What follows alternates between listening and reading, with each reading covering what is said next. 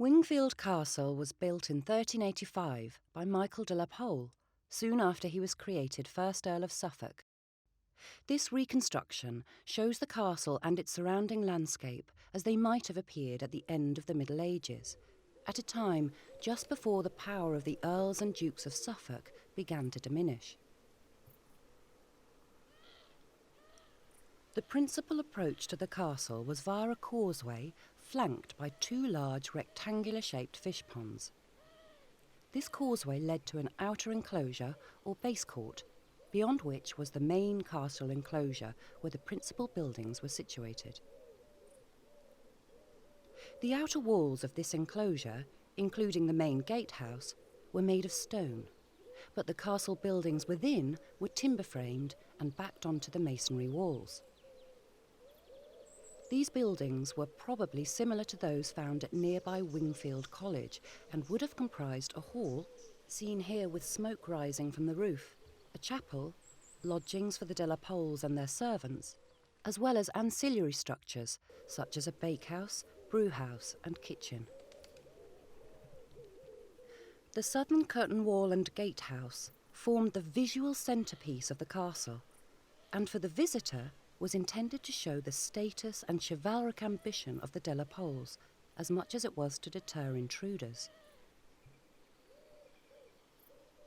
The castle enclosure was almost certainly subdivided, and it is possible that the northern side contained a garden.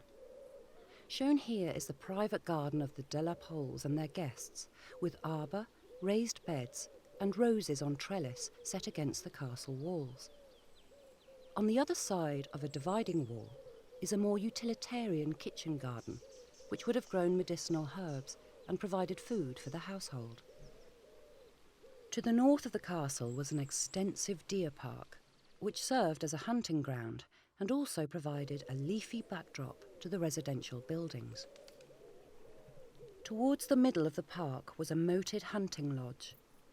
From here, the parker managed the stocks of deer, and it was also the building where parties gathered before hunting in the park.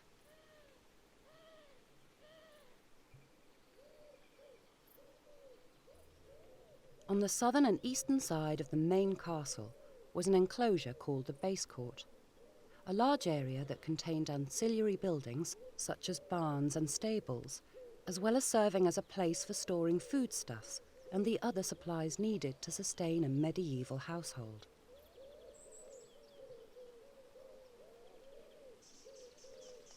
As is the case at many other castles, what we see today is only the shell of the original building.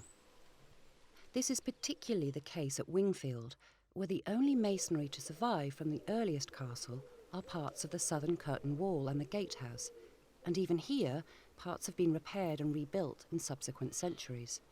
This reconstruction is therefore just that, an educated guess at how the castle might have appeared centuries ago.